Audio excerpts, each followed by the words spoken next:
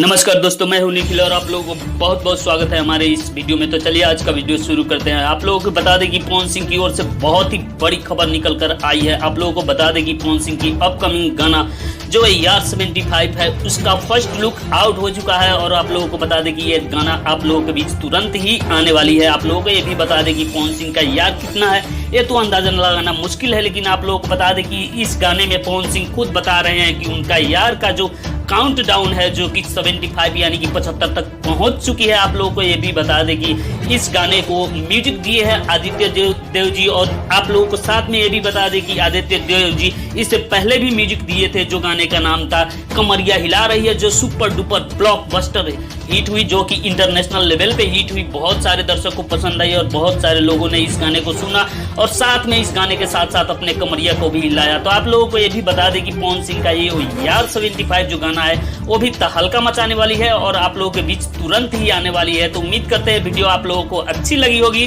तो वीडियो को लाइक कीजिए, कमेंट कीजिए और चैनल को सब्सक्राइब कीजिए। जय हिंद, वंदे मातरम।